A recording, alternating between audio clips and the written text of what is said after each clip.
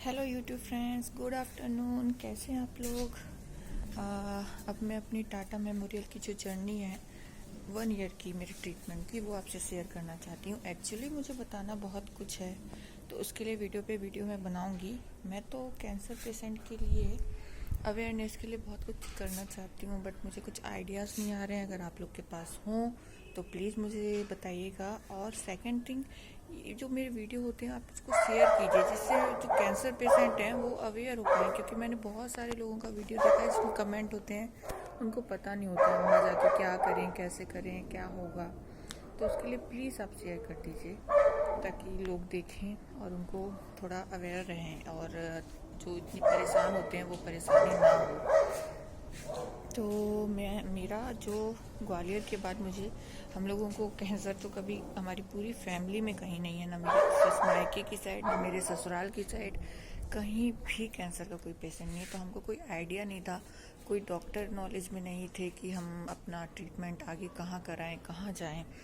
तो एक्चुअली जो ऑपरेशन हो गया था, तो वो जो पार्ट था वो निकल गया था जिसमें उन्होंने कैंसर बताया, वो पार्ट निकल चुका था। हालांकि उनको ऑपरेशन नहीं करना चाहिए था, बट ऑपरेशन उन्होंने कर दिया था। डॉक्टर भी सेल्फिश होते हैं थोड़े, कोई कोई, तो फिर उन्होंने कर दिया था। उसके बाद हम सिर्फ टाटा मेमोरियल जानते थे कि बेस्ट है कैंसर के लिए, तो हम वहाँ पे गए। ठीक है, तो हम जब वहाँ टाटा मेमोरियल में 2 हॉस्पिटल हैं, एक प्राइवेट है एक गवर्नमेंट है। तो गवर्नमेंट जो है वो आप अगर इकोनॉमिकली वीक हैं तो आप वहाँ जा सकते हैं। एक्चुअली मिडिल क्लास की फैमिली अपन, तो हमको लगा नहीं कि हम प्राइवेट में करवा सकते हैं, क्योंकि वो गवर्नमेंट का 8 टाइम था, मतलब 8 का गुना कर दो, जितना खर्चा गवर्नमेंट में हो रहा था उसका 8 गुना खर्चा प्राइवेट का था। तो हमने सोचा कि हम गवर्नमेंट पहले देख लेते हैं, गवर्नमेंट में ही करवा पाएंगे। उसमें था ऐसा कि आप गवर्नमेंट से प्राइवेट में जा सकते हो, ट्रांसफ़र ले सकते हो, लेकिन प्राइवेट से गवर्नमेंट में ट्रांसफ़र नहीं ले सकते हो। तो हमने सोचा कि गवर्नमेंट में कराते हैं, नहीं होगा तो हम प्राइवेट कर लेंगे।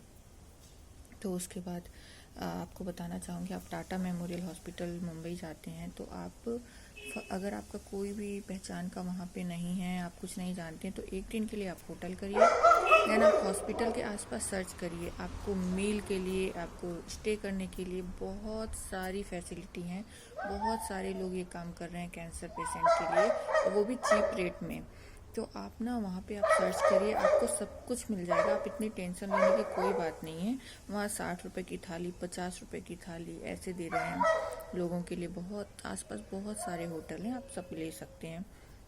सेकेंड थिंग, अगर आपने कहीं ऑपरेशन करा लिया है तो वो जो पार्ट होता है लैब में जाता है, उसको आप लेके ज़रूर जाइए, वरना वो मंगवाएंगे, उसमें आपका टाइम 7-8 दिन चला जाएगा लाने में।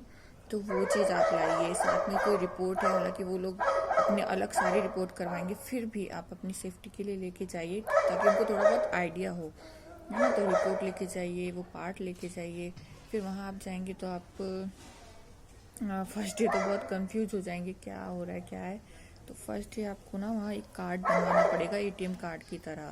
तो वो कार्ड होना बहुत ज़रूरी है पूरे इंटायर ट्रीटमेंट, बिकॉज उस कार्ड के बिना कुछ नहीं होता है। वो कार्ड शो करना ज़रूरी है, वो कार्ड पेमेंट के लिए ज़रूरी है, वो हर चीज़ के लिए उसमें रजिस्ट्रेशन नंबर होता है, तो ज़रूरी है। और क्या, और आप वहाँ 5 बजे 4 बजे से लोग लाइन लगाते हैं फाइल सबमिट करने के लिए। तो आप फाइल सबमिट कर दीजिए, बट आपको आप चाहे 5 बजे आओ, चाहे 3 बजे आओ, चाहे रात से बैठे रहो, आपको 1 दिन पूरा लगेगा वहाँ पे। क्योंकि जो आपकी लाइन लगेगी उसके बाद वो फाइल जो आप जमा कर दो, लेकिन वो अपने अनुसार ही उसको डिवाइड करते हैं, न्यू पेशेंट, ओल्ड पेशेंट, है ना, कौन ज़्यादा अर्जेंट है, कौन सा कम अर्जेंट है, तो उसके अकॉर्डिंग वो अपने आपको बुलाएंगे, ठीक है ना। और जो ओल्ड पेशेंट बाद में ही बुलाते हैं, न्यू पेशेंट को पहले बुलाते हैं, ठीक है। तो फर्स्ट डे उनकी पूरी टीम उस चीज़ को, न्यू पेशेंट है उस चीज़ को देखेगी।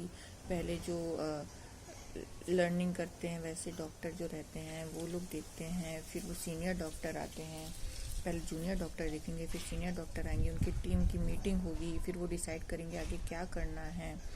तो फर्स्ट डे इसमें चला जाएगा कि वो सारी टेस्ट आपके करवाएंगे। मेरा ब्रेस्ट कैंसर था तो मेमोग्राफ, सिटी स्कैन, एक्सरे, सब में वहाँ पे टोकन सिस्टम होता है, सब में लाइन लगती है, सिस्टम से ही होता है वहाँ पे। ऐसे कुछ भी नहीं होता कि ऐसा जल्दी हो जाए बाद में हो जाए, ऐसा कुछ नहीं है। तो वहाँ सब कुछ आपका करवाएंगे। उसके बाद रिपोर्ट आएंगी 2-3 दिन में। तो आपको एक्चुअली 15 दिन तो सब कुछ में टाइम लगेगा ही। तो रिपोर्ट आने के बाद फिर से चेक होगा, फिर से मीटिंग होगी आगे क्या करना है।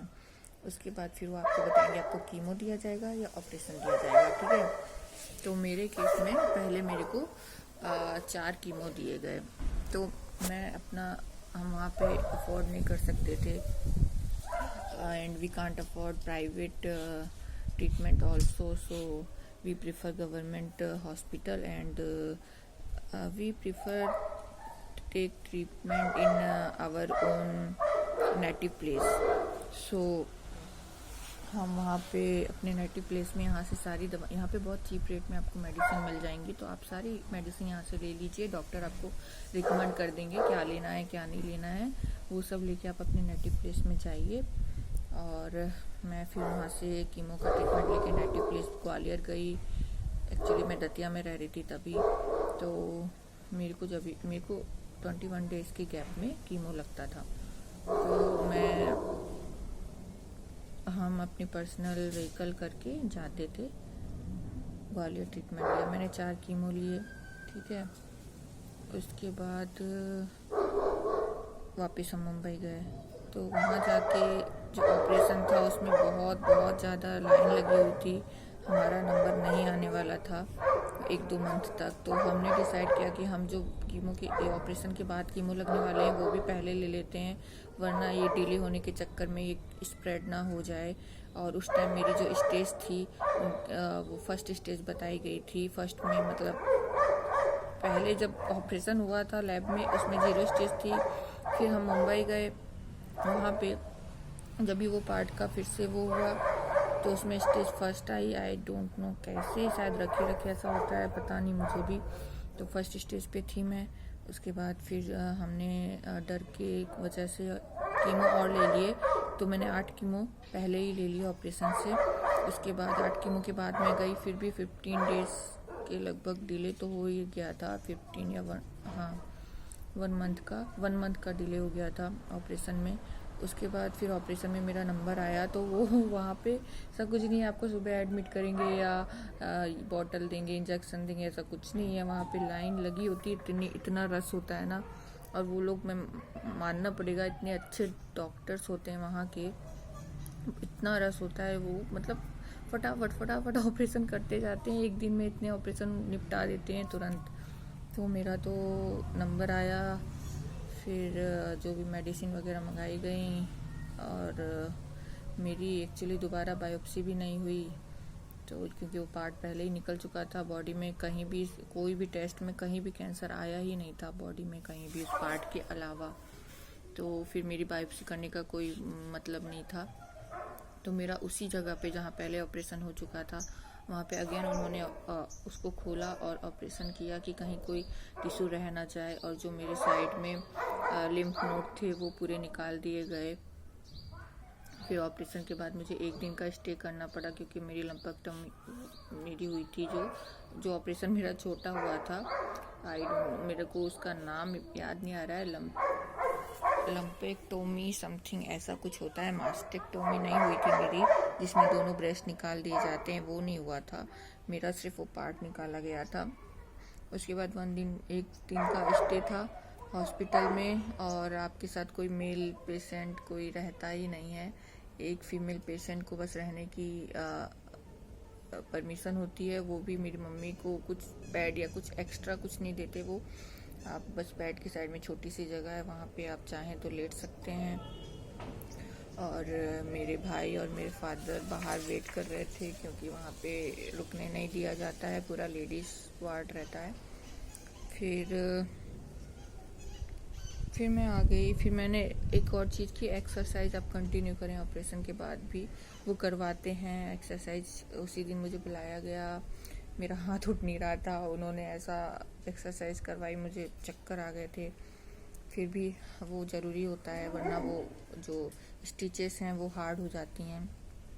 तो आप एक्सरसाइज डेली करिए प्लीज़। ऑपरेशन के बाद तो मेरा सब कुछ सही था, बट फिर मैं आ गई थी। मुझे उन्होंने 6 मंथ के बाद फॉलोअप के लिए बुलाया था। और हाँ, ऑपरेशन के बाद मेरा रेडिएशन हुआ। फिर रेडिएशन के लिए भी यहाँ पे इतना रश था कि मुझे मेरा नंबर नहीं मिल रहा था कि जल्दी हो जाए। तो उन्होंने कहा कि आप यहाँ मत कराइए, आप बाहर करा लीजिए। 2-3 ऑप्शन दिए उन्होंने, तो मैंने वो चीज़ जयपुर में करवाई अपना रेडिएशन। बट मैं वहाँ के डॉक्टर से सेटिस्फाई तो नहीं थी। वो रेडिएशन वगैरह सब अच्छे से हुआ, बट मुझे 3 मंथ के बाद जब फॉलोअप के लिए बुलाया गया तो उन्होंने बस एक एक्सरे करवाया, एक सीटी स्कैन करवाई, no mammograph, no PET scan, nothing. और मतलब वो डॉक्टर को मैंने बताया कि मेरे जो पीरियड वगैरह स्टार्ट नहीं होने थे वो स्टार्ट हो गए थे। तो उन्होंने कोई मतलब उसको भी लाइटली लिया, मतलब मुझे समझ में नहीं आया। जबकि वहाँ पे एक और जो डॉक्टर थी वो कंसर्न भी थी इस बारे में। फिर उन्होंने, हम लोगों ने भी उतना ध्यान नहीं दिया और हम घर आ गए। और फिर मेरे को टाटा मेमोरियल की एक चीज़ लगती है कि वहाँ पे प्राइवेट में कराना बेटर इसलिए है कि गवर्नमेंट में इतना रश होता है, वो पर्टिकुलरली आप पे ध्यान नहीं देते हैं कि आपके साथ क्या हो रहा है क्या नहीं हो रहा है। उसके बाद फिर हर बार जाओगे, हर बार न्यू डॉक्टर होता है, सब कुछ वो जो कंप्यूटर में डिटेल है बस वही होती है। मतलब एक ही डॉक्टर को पूरा केस पता रहे तो वो अलग होता है ना, और हर बार अलग डॉक्टर आता है। तो आई डोंट नो, मतलब मेरा जो 6 मंथ के बाद मैं गई तो मेरा जो मेडिसिन ले रही थी टैमोक्सिफेन वो ख़त्म हो गई थी। मैं पूछा पर कोई ध्यान नहीं दे रहा था इतना। तो मुझे वही लगा कि प्राइवेट में होना ज़्यादा बेटर था। उसके बाद हम वापस आ गए और मेरी टैमोक्सिफेन जो मेडिसिन होती है वो स्टार्ट थी। और कीमो के जो साइड इफ़ेक्ट मैंने आपको पहले ही बता दिए हैं, आप देख सकते हैं। और इसके आगे की भी जर्नी है मेरी, एक और वीडियो बनेगा, मैं वो आपके साथ शेयर करूँगी। आपको कुछ भी पूछना हो please comment below, please share my video for awareness. Thank you so much friend, thank you, bye bye.